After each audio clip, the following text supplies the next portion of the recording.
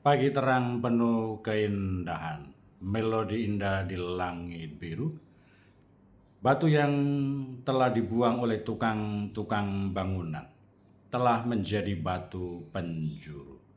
Saya Pastor Petrus Suharjono SY mengaturkan kepada Anda sekalian, salam kasih hati kudus Yesus dan berkatalah yang maha kuasa, dalam nama Bapa dan Putra dan Roh Kudus. Amin. Pada kesempatan ini bersama-sama kita akan mendengarkan dan sekaligus merenungkan bacaan Injil dari Injil Markus bab 12 ayat 1 sampai 12. Bacaan Injil ini juga menjadi bahan permenungan kita dalam perayaan Ekaristi Hari Biasa Pekan Biasa ke-9, Senin 1 Juni 2026. Gereja mengadakan peringatan wajib Santo Justinus Martir. Pada suatu hari Yesus berbicara kepada imam-imam kepala, ahli-ahli Taurat dan kaum tua-tua dengan perumpamaan katanya. Adalah seorang membuka kebun anggur dan menanam pagar sekelilingnya. Ia menggali lubang tempat memeras anggur dan mendirikan menara jaga. Kemudian disewakannya kebun anggur itu kepada penggarap-penggarap, lalu ia berangkat ke negeri lain. Ketika sudah tiba musim panen, ia mengutus seorang hamba kepada penggarap-penggarap itu untuk menerima sebagian dari hasil kebun. Tetapi hamba itu ditangkap dan dipukuli oleh para penggarap, lalu disuruh pergi dengan tangan hampa. Kemudian pemilik kebun anggur itu menyuruh pula seorang hamba lain kepada mereka.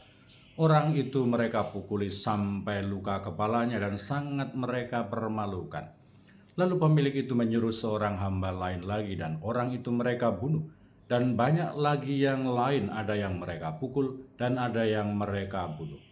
Kini tinggal satu orang, yaitu putranya yang terkasih.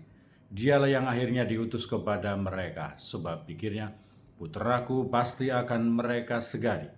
Tetapi penggarap-penggarap itu berkata seorang kepada yang lain, dia itu ahli waris, mari kita bunuh dia, maka warisan ini menjadi milik kita.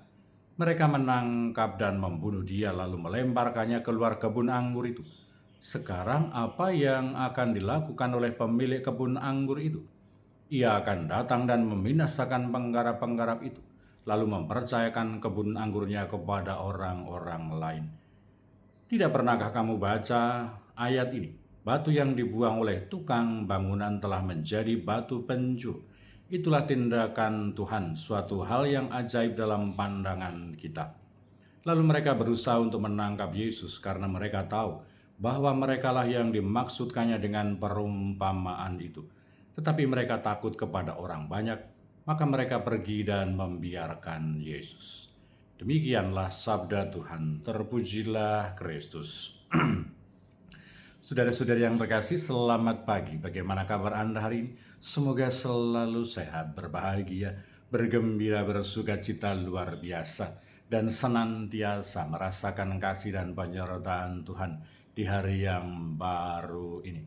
Selamat merayakan dan juga merefleksikan Hari Kesaktian Pancasila. Semoga kita 100% warga gereja, 100% warga negara yang baik. Kita memuliakan Tuhan, kita mengupayakan kebahagiaan, kesejahteraan, kemakmuran, keadilan, dan kehidupan berbangsa dan bernegara dengan sebaik-baiknya. Dan semoga Anda sekalian, kita semua tetap setia dan tekun, saling mendukung dan mendoakan satu sama lain, supaya kita diteguhkan dalam iman, dalam harapan, dalam kasih kita kepada Allah dan juga kepada sesama. Juga selamat merayakan pesta nama pelindung bagi Anda sekalian, pribadi-pribadi, keluarga-keluarga, kombas-kombas, lingkungan-lingkungan, wilayah-wilayah, stasi-stasi, dan paroki-paroki, dan juga komunitas umat beriman yang bernaung di bawah nama Santo Justinus Martir. Semoga berkat doa dan teladanya kita senantiasa mempelajari, memahami, merefleksikan ajaran-ajaran iman kita, dan senantiasa berani untuk menghadirkan kesaksian Kristus yang bangkit, menyelamatkan umat manusia kepada dunia. Kita berdoa untuk mereka yang tua, yang lansia, yang sakit, yang masih kecil, yang masih dalam masa pertumbuhan, juga untuk mereka yang masih di dalam kandungan. Kita juga berdoa untuk mereka yang masih di bangku pendidikan. Dan bagi yang sudah selesai sekolah dan sedang mencari pekerjaan dan teman hidup yang tepat, kita juga dukung dan doakan. Dan bagi mereka yang terus aktif ambil bagian dalam kegiatan pelayanan pastoral untuk kemuliaan Tuhan dan keselamatan sesama. Kita juga berdoa untuk pribadi-pribadi, keluarga-keluarga yang menghadapi persoalan-persoalan di dalam kehidupan pribadi dan keluarga mereka.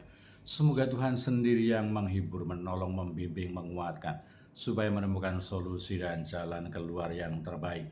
Dan bagi mereka yang sudah meninggal, semoga berbahagia bersama dengan para kudus di surga. Kita juga dukung dan doakan saudara-saudari kita yang hari ini akan mengambil langkah-langkah, keputusan-keputusan, dan juga pertimbangan-pertimbangan yang besar yang akan sangat menentukan kehidupan mereka dan juga keluarga mereka ke depan. Semoga Tuhan membimbing, melindungi, dan memberkati.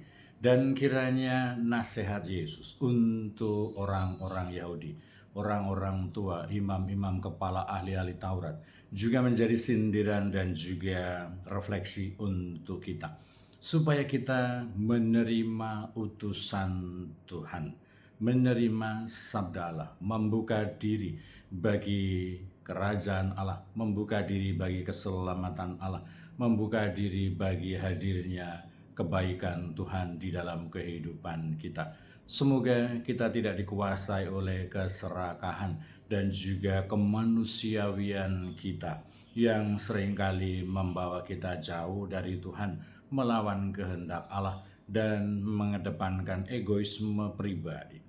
Seolah-olah kita mau menguasai apa yang bukan menjadi bagian kita.